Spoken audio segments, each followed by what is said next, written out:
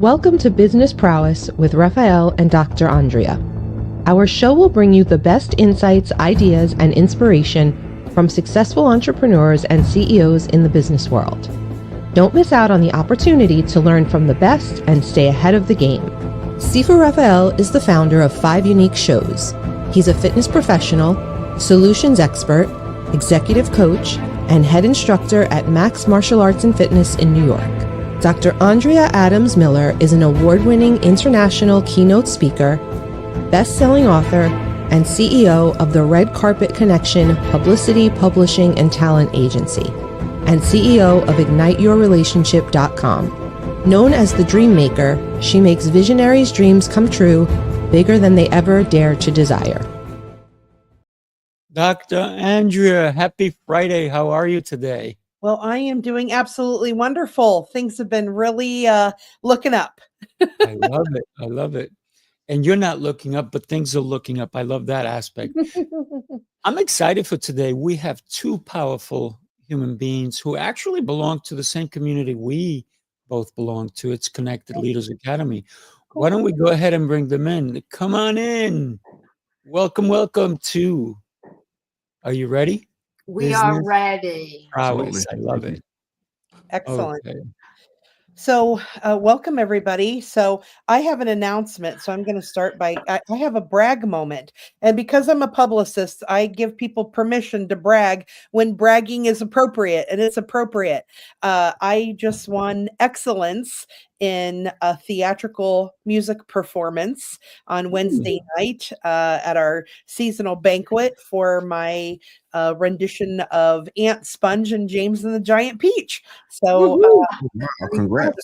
So thank you for letting me share. That's why I said things are looking up. So and by the way, for those of you who don't know Dr. Andrea, she will every so often break out in song. So just be ready for amazing stuff. Thank you. So is there something that one of you just has like a burning desire to share? Like me, I had that burning desire to share that win. Terry or Mista Yu, I love that. Mista Yu. I want to make it a song like Mista Yu, Mista Yu. I want to make a rap out of it or you something. want to be the first one. Yes, I would love to share. I would love to share. I just finished Brandon Godoris's speaker school. Nice. Nice. Well, congratulations for you for that. Thank you. That's awesome. And Brandon is also part of Mista Yu, what do you have to share? I'm sorry, Sifu, and you got to run over. You were saying something, brother? I said that Brandon is also part of Connected Leaders Academy. Yeah. That's right. Remember him. Yeah, I guess I will announce something. This is like a big premiere. But there's an award-winning book called Born to Risk that I'm going to be a part of. So I'm really excited about that.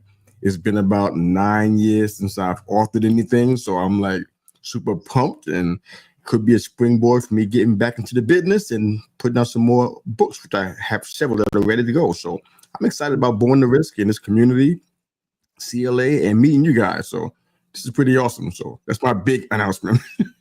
I love it. Love it. And we're going to be sharing probably the stage that day as well in Philly. And I'm excited for both of us. And the gentleman who's putting it together is Emilio, and he is also part of Connected Leaders Academy. So if you need to get into Connected Leaders Academy, reach out to me and I will guide you in the right way. Today, we want to talk about structure to soar. What does that mean to you? What does it mean to structure something so you can soar, so your business can soar? Because this, after all, is business prowess. Business prowess meaning that we are going for it, right? Yeah. Who's going for it here? I'll start. Go for it. So structure to soar means to me that in today's world, especially in the business world and with leaders, they really have to start to structure themselves more than ever with the chaotic landscape in order to really grow and move forward. Nice. Yeah, beautifully. Yeah. What does structure mean to you, Mr. Yu? I think what comes to mind is an old business concept that I learned that I still hold on to is beginning with the end in mind, knowing where you want to be and what you want to accomplish. Life can have a innate way of making things change in your plans, but I respect the people who actually have a plan. There's many folks that I know who may want to soar and be at the height of their genre, but they don't get out of bed early. They don't prepare. They don't read. They don't have a community to glean from. They kind of just have hope, and hope is not an actual strategy. So to me, structuring the soul means, you know what? I'm planning this out. I'm putting in the work. I'm getting the information that I need. I'm sitting at the feet of those who have done what I'm trying to accomplish. And I think it's a big help in our trajectory, especially in business and entrepreneurship, for sure. Absolutely. All right. So I'm going to be truly transparent and laugh at myself here.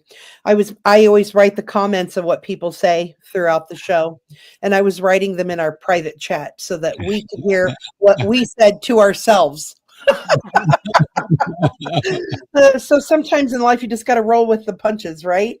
So I'll give you an example of my mind's been a little distracted. What a really close friend of mine, mentor and director, Jim Toth, passed away last Friday. So the night that I won the award was the night that we did a memorial, and his funeral will be next week. And I'm actually officiating at the funeral. And, when we're thinking about soaring and high achievement and thinking about structure and the idea with the end in mind, all of these things in my head are having me revisit things for Jim's life, and while I'm thinking about him. And so while part of it is sad, part of it is celebratory as well, because I'm thinking about, the idea that he was an accomplished playwright and wrote many plays, and all the beautiful things I get to say about him and how many people that he impacted. So for those of you who are hearing me share that story, I'm sharing that story not only for you to know about him or what's going on with me, why I'm a little distracted today, but so that you see in yourself, like, not that I want you to be thinking about if I died today, what's going to be done, but at the same time, how are you leaving a life of significance? What are you doing in leaving a legacy? And that's part of what I do with the Red Carpet Connection. So I want to make sure that we're constantly thinking about that for ourselves. Like, am I living today as the day that I want to live? Am I making the choices that I want to live into to be a high achiever, to soar? And yeah, you can have your moments where you can decide not to be a high achiever every moment of your life. But at the same time, how can you shift the things that are maybe down or neutral into something more positive? So thank you. I'd love to just say thank you to Dr. Andrea, because when I did my spiritual journey, I remember the teacher said, live your life with death at your fingertips. Which means go about your life. Don't put things off. I think that's what you was trying to say. Yeah. Thank you for that. That is a really good reminder. Thank you very much. So yeah, I think it just goes along with what you were already saying, Terry, with, if you're going to create a structure around your life, a structure towards, what Mista Yu was saying as having the end in mind, and leaving that legacy behind. And Sifu is always the legacy. So we already know that. For me, I think structure to leave a legacy or to soar is just that, is what are you putting in place today? I believe that your actions today will impact your tomorrows. If we don't focus on what our moments are, who is part of that structure? Who are we asking to help us with our legacy? Because I don't believe we can leave a legacy by ourselves. And this is where community comes in. When you think about the gentleman that you're going to be honoring next week. It's his actions that will lead you and everybody else to be there and remember him. Even though it is a sad time, and you talked about being celebrated, we should be celebrated when we go into the next phase of our existence, whether there is a life after or not. But I believe, obviously, in God, and there is a life after for me, and for those of you who believe that we're going to actually go home at that point. And when we think about legacy, do we want to leave this world a better place because of that structure, to soar, to leave it much, much better than anything we currently have? So every day, I strive to do much more than I did yesterday. Otherwise, I'm not doing my part. I love that. I really do. I agree. And a lot of people don't do that. I did the speaker school because one of my purpose is to get on a stage and talk about reinvention. I'm 82 and I have a purpose, and the speaker school is now my next avenue to soar. Nice. If you don't mind me jumping in, there's a quote that I love. It's from my dearly departed mentor, Dr. Miles Monroe. He's going on to be with the Lord several years now. He has two quotes that I love the most. And I kind of quote them so much, people think it's mine, but it's not. But one of them, I'm probably going to butcher it because it's so long, so I'll just give you the Cliff Notes version. He was saying that the richest place in the world is not the oil fields of Saudi Arabia or Texas, or the gold mine or Fort Knox, but the richest place in the world, the graveyard. All of the songs and poems that haven't been written, the inventions that haven't been invented, all of the books that haven't been authored. And for me, that sends a direct message to me saying, you know what? We all talking about purpose now, structure in our life and having a beginning with the end in mind and such. But I think to me, what that says is I got to go out of this life, this privilege that we have, empty, and not go full and deprive who knows who of what we have to offer. Whether we're doing podcasting or we're speaking or we're writing books or we have organizations that serve our community, whatever it is that we do in our life here on this call, and even those that are watching and listening, we have an obligation to pour out of us what's been poured into us. And it's not just about mentorship and community, but it's just, I think it's an innate responsibility that we have. So that quote is something I'm always thinking about. At the same time, I realize that personally, I have to have the understanding and the recognition that I have something to offer to this world. I look at you guys, I'm like, you guys are so accomplished. I'm like, people have to tell me what I've done, but so you guys are so accomplished, and I'm almost intimidated by you guys, to be honest. You know what I'm saying? But I just really feel as though I have to remind myself I have something to offer. I don't care what level it is, so I don't care if it's bigger than the next person. I don't care if it's A, B, or C. I'm more concerned about fulfilling it and doing what I'm here to do. So, Sifu, thank you for saying what you said, and it just kind of it's a great reminder that we have a responsibility here, and we need to walk in it. I'm glad you said that, because there was part of that I think is most poignant for people to hear. So, yes, they have something important to offer, and no matter what level, that part of that where you're talking about it, because sometimes people think, oh, well, I can't put out a course about, I don't know, quilting, because there are better quilters than me. And I'm like, it doesn't matter. How you do it is different. Yes, there are. I mean, I think sometimes people don't realize, like, dieting and exercise, those are like the two most infiltrated businesses in the world. And yet all of them do really well because it's a different way of wording it, a different way of seeing it at a different level. The person coming in maybe overweight, talking about weight, and the other person's like super thin and super fit. Not everybody wants to hear from this or that or the other. And so there's somebody looking for you whoever you are and wherever you're at. I love that. So therefore, I'm going to have to segue into this, and I want to talk about it for a second. So take a look. You followed the rules, tried the restrictions, counted the carbs, the steps, and the failures. You're not lazy. You're exhausted from doing it all without real change. What if the problem isn't you, but the plan? Sifu's Mind-Body Method is a 90-day transformation built on 7 unshakable pillars: mindset, movement, nutrition, hydration, fasting, journaling, and faith. This isn't another shortcut. It's your structure, your strength, your reset. You don't need harder. You need better. Ready to begin? Start today. And I love the fact that, Dr. Andrea, you talked about different people thinking of weight and loss and this and that and the other. But that's the problem that we have all over the world, that people are not looking at themselves.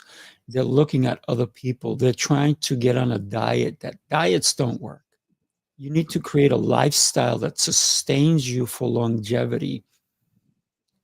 Terry, you are a very young lady, because 82 is you're just getting started. I've taught people in 102 years old, and there was a bunch of them, and I taught them, and the beauty of them was that they would show up at the end of my session, and while some of the younger ones, I'm talking about 68, 69, 78 years old, they would leave, but it was everybody who was over 95 who would surround me and ask me questions. And the reason for, and I know it, the reason for their longevity is curiosity.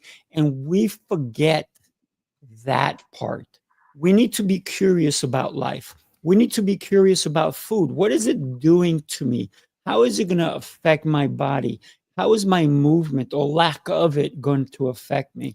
So I'm glad that you brought that up, Dr. Andrea, because every day you need to structure your life to soar. And it's not just based on business, because if you work really hard your whole life, and at the end of your life, you're struggling because you didn't take care of it. You're in a hospital bed, you're hooked up to all these machines, instead of living your life, going out on adventures. My dad lived to be 91, and 2 weeks before he passed, he got a really bad pneumonia, and it wasn't nothing. He was riding his bicycle day in, day out. I said, "What are you doing today?" He goes, "I'm going to be a little fresh," because this is how he said it to me. He said, "I have 3 jobs." I said, "Dad, you have 3 jobs? What are you doing?" He goes, "I'm eating, I'm pooping, and I'm riding my bike." And so, but that was all about movement. Pooping is about movement. Eating was about movement. And riding his bike was about movement. And so he understood the principles behind his health. And he was riding his bike 2 weeks before he passed. And he only passed because he contracted something out of his control. So you, young lady, are young. Thank you. All right. So now I would like you to write a book, you know, the Eat, Pray, Love. I think it should be Eat, Poop, Ride Your Bike.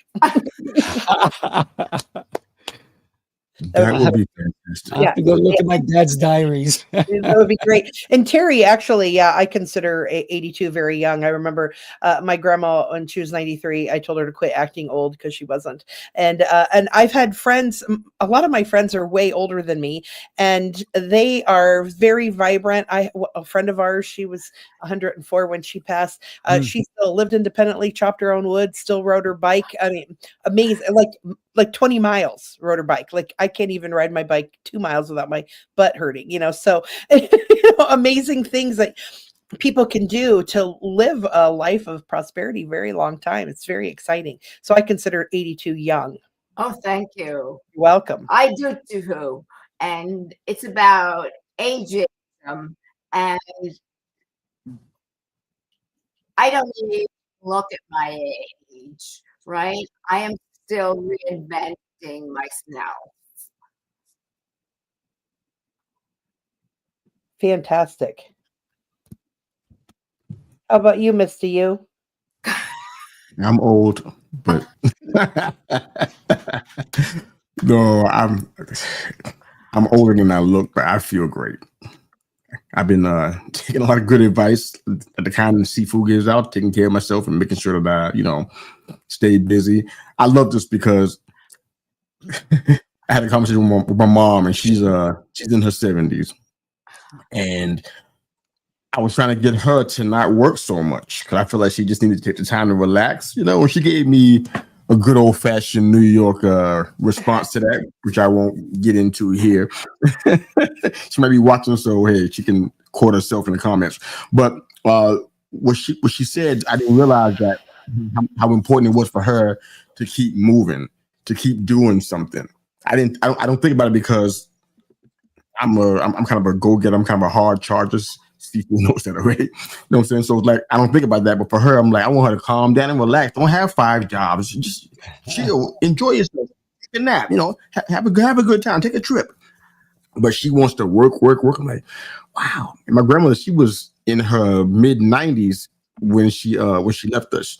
She had dyslexia and get the other thing that they link with it, but she passed away based on that. And she was working all the way up until that point. The only reason why she wasn't working at that point because we had to put her into a facility so she can kind of get a little help and stuff, because she was forgetting everybody, forgetting me and forgetting mom and everything. But I think just that idea of continuing to keep moving, and you don't have to have 5 jobs when you're in your 90s, but I mean, you get the point. Just kind of stay active, stay fluid, and continue to keep learning and challenging yourself. The brain is an incredible instrument. It requires us to put some stuff into it so we can get some stuff out of it. So I got an appreciation for people who have lived a while. And Terry, you are not old whatsoever. Anybody calls you that, let me know. I'll smack them, because you're not old. You're not old at all. You got plenty of life to live. Live it. Be active. Enjoy yourself. Challenge yourself. Learn new things. Have fun. Enjoy yourself. Mista Yu, you said you were old, and I have to also say no to you, right? My great-great-grandfather lived to be 113, and I'm going to tell you what his secret was. He lived off the land, and he didn't eat processed food. He didn't eat anything out of a box. I think I told you this yesterday as well. Didn't eat out of the box, out of a bag, or out of a can. He ate from the earth. And I think we need to get back to that. You go to the supermarket, and guess what? The cookies are calling, this is calling, that's calling. But one of the things I tell my clients is, are you talking to your food? And they're like, well, that's kind of silly, isn't it? I'm like, nope, I do it. But they're like, your food is not going to answer you. I'm like, are you sure? Are you sure? Because 30 minutes later, how are you feeling? How is that food responding to you, to your body?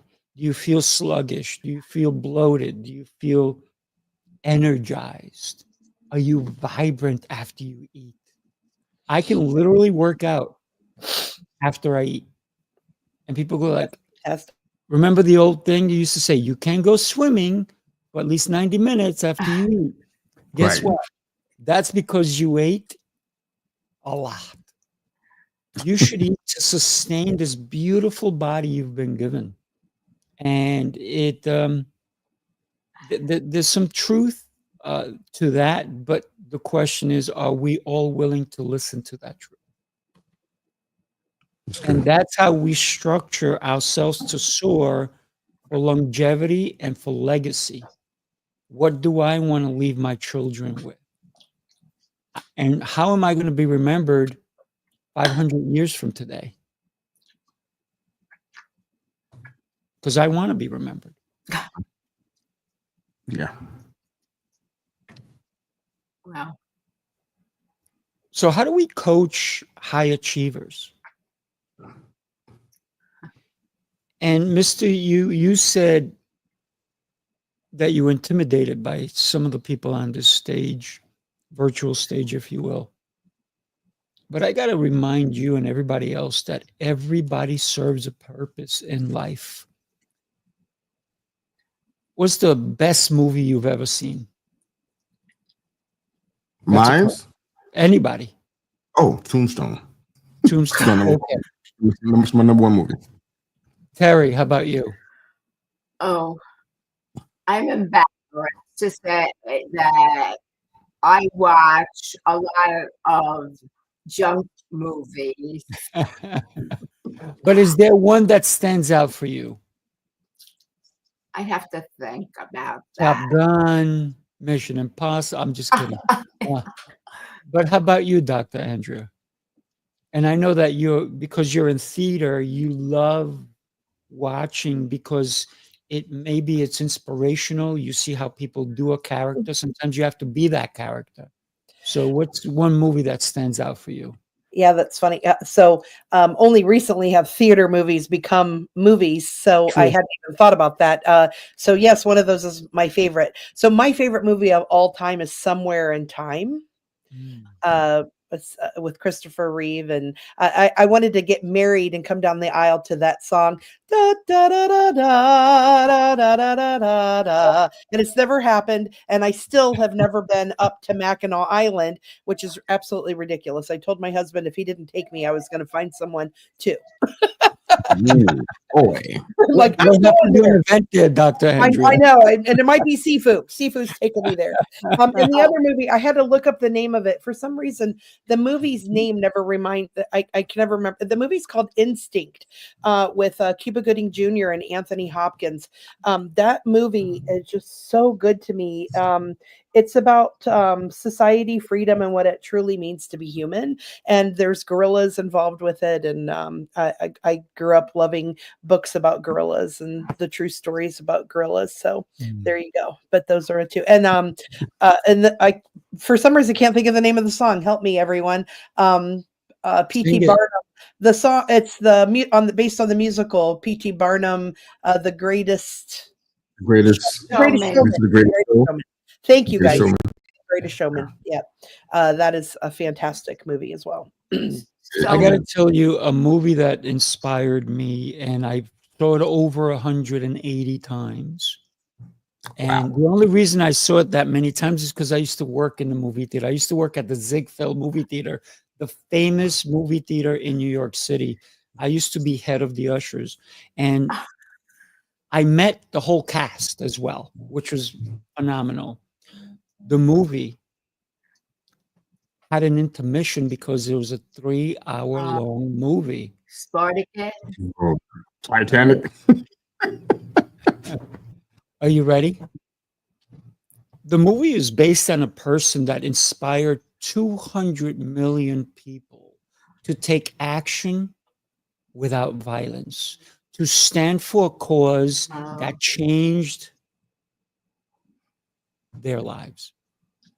Gandhi is the movie. And what a legacy to inspire 200 million people. Amazing.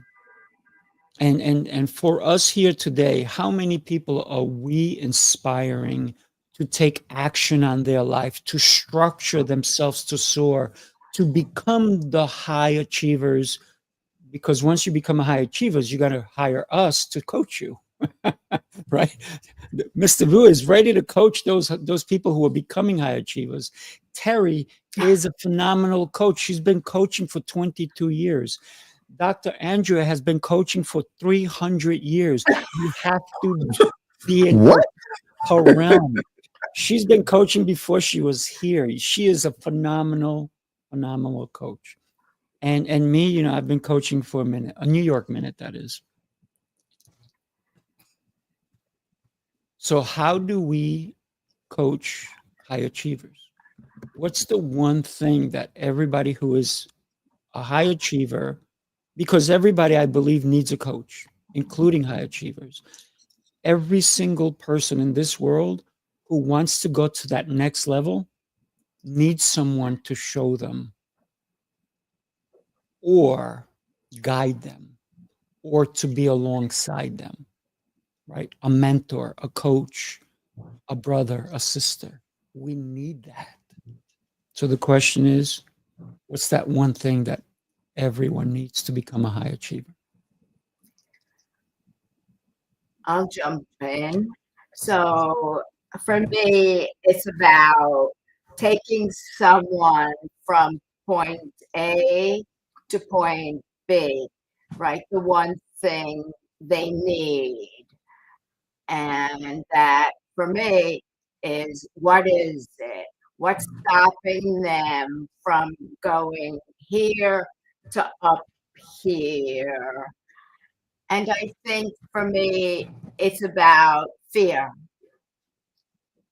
of really stepping into who they are in their full potential.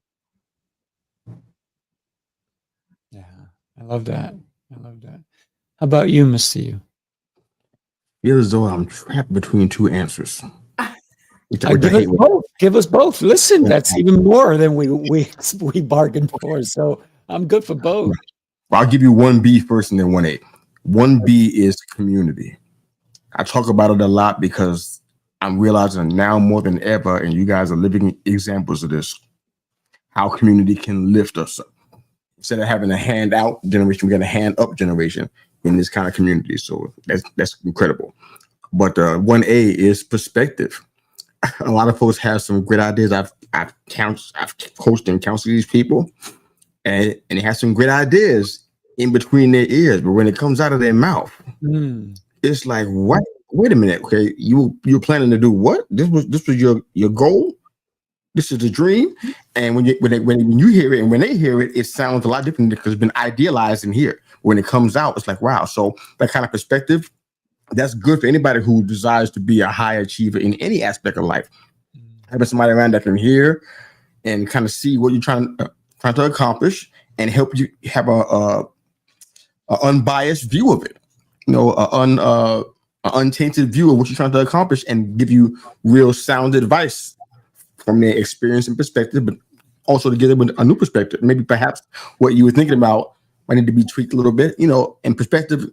If you were by yourself and you didn't have anybody to give you that kind of perspective, to be a mirror for you in that sense, to be a friend to you in that sense, we have some real people out here doing some really bad things, really bad decision making, because nobody's there to say, you know what, I want to be a mirror to this person and kind of let you see what you're intending to do here and why it may or may not work, or what kind of challenges you may face. So perspective, big deal. And on top of that, on the community piece, a rising tide lifts all ships, right?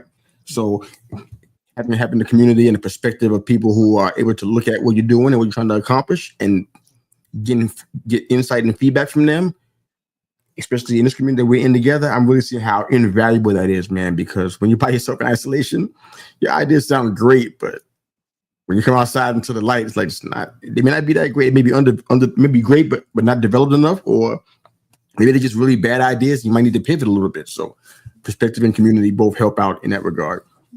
Love it. Love it. I got to say one thing about the comment that you made, and it's a powerful one. The rising tide lifts all ships, except for the ones that didn't take care of their structure and left holes in them. It may sink them, right? So you need to take care of that structure so you can soar, so you can be lifted with the tide. And sometimes we need to focus on the smallest things so we can thrive. Don't let anything go by the side. Guys, I have to leave and say adios. So I need to interrupt. I have a call I have to take. Thank Yes. you. All right. Thank you, Nice Dr. Andrea. meeting you. Nice meeting you. Bye, Dr. Andrea. Good to meet you, Doctor. So when we think about, I'm going to change it to this way. When we think about how do we show up? How do we show up every day? How do we show up for an event? I met Terry at an event in Connecticut And it was an amazing event. And here's the funny thing. I don't think I met Terry at the event. I met her in the lobby of the hotel we were staying. And then we saw each other again at the event. But it was about connecting. So, and the way she showed up, I wanted to get to know her. And I believe the way I showed up, she wanted to get to know me. And there we made a really strong bond. And we even had an amazing call yesterday. And every time that we're going to meet each other, it's because of that first impression that we left with one another. Same thing with Mr. Yu and I. We met virtually, but this is the third time we're really meeting again. And it's about, I love his energy. I love what he's doing and the way he showed up. And that's why I said, you need to come on my other shows as well, right? So think about how we show up, and tell me, both of you, what's the importance of showing up? I'll go. So you and I met at the Friday night dinner, and I had a pink sweater on, and that was my intention, to show up and meet as many people as I could. Sifu, I kept thinking people were calling you seafood. With a D at the end, yes. Seafood. And that attracted me to you. Like, seafood? Well, everybody wanted some seafood that night, you know? And I saw you on Saturday at the event, and I loved our connection. So, and Mr. Yu, we're gonna connect on a virtual coffee. Can't wait. I can't wait. I'm excited. Yeah. I'll jump in and try to answer this question too, I guess. Your answer is fantastic, Terry. Thanks for sharing it. It's really good. I don't know if I can come behind it, but I'll give it a shot. I think to me, what showing up means is being present. I think that's where availability and opportunity kind of meet. They kind of connect and kiss in that place. There's been plenty of times where I made a vow to show up for something that I didn't see was going to benefit me whatsoever. I'm like, I'm gonna go ahead and show up here. Maybe I was invited to something, or maybe it was something in my genre, but I didn't feel I had the capacity to contribute anything to it. So I just kind of showed up, and some of the most miraculous things happen when you do that. People talk about luck, but I don't use that word. I think we make our own. I think when you show up, availability and opportunity intersect, and amazing things can happen. I mean, I did that honestly in this community. I had some hesitancy because of a lot of different little factors, but I said, I'm gonna go ahead and just show up. I don't know what's gonna happen. To tell you the truth, it happened on this call. So you know what? My brother needed me, and I said, I'm gonna be there for him. So I showed up, didn't know if I had anything to offer. Here I am, man. So I've been blessed to hear what I've been hearing from Terry and Dr. Andrea and yourself, man, since we started this 38 minutes ago. So I'm excited, man. I'm excited for you and excited for what's going to happen, right? Same here. Sometimes if we use that energy in the wrong direction, somebody says, "Hey, can you show up?" And you go, "Oh, I don't know if I can add value. I don't know if I can do this." So the doubt is what keeps us down. But when you know that, and you definitely are, and so are you, Terry, you're both God's children, and it doesn't matter the religion to me, right? You could be Muslim, you could be Jewish, you could be Hindu, it does not matter, right? We all live in this world. We all live in our own little world, but we live in a world that we actually share. And when we know that we are meant for more, and we show up, we can impact. Yeah. Maybe even one person, and that's all that matters. But hey, if we don't show up, how do we know if we even impacted that one person? We may have impacted thousands, because that one person may carry your message and deliver it to others, and that person can deliver and deliver. And it's almost like, if you remember that old commercial where it was like, it takes one and it takes another one, and it was, I think, a shampoo commercial, and it was like everybody was benefiting from this connection or this shampoo. But here's the thing: showing up is like bathing. If you don't bathe, you might as well not show up. Please don't show up. Please don't show up. May on a Please stay away. virtual, nobody will smell it, but in real life, we will. And here's the thing: if you look at through history in business, because this is a business show, how do you show up to work in a suit, in a dress, in a skirt, the length of your skirt, the ties you wear, whether you wear a suit or not? I worked at a company that eventually, when I was in corporate, they eventually said, okay, we're going to do Fridays casual. People came in shorts, flip flops, and stuff like that. And I never did that. I used to wear a suit every single day. I used to own so many suits that when I stopped being in corporate, I actually donated them. I didn't sell them because they were expensive suits. I donated them to people who I know who can benefit. But now I've probably bought more suits than I had back then, because I love wearing a suit. Sometimes I wear a tie, sometimes I don't, like today. But here's the thing: I always wore nice slacks and a button-down shirt on dress-down days. Guess who noticed? The people I worked for. Guess who noticed? The people who dressed down. The people I work for. And guess who got to meet a lot of people, potential clients, on dress down days? This guy. Yeah. Because I was dressed down, but still elegant. I was portraying the company I work for. It didn't look, some of those people looked like they worked for a five and dime, not this multi-million, almost billion-dollar company. And so what happens is, when you show up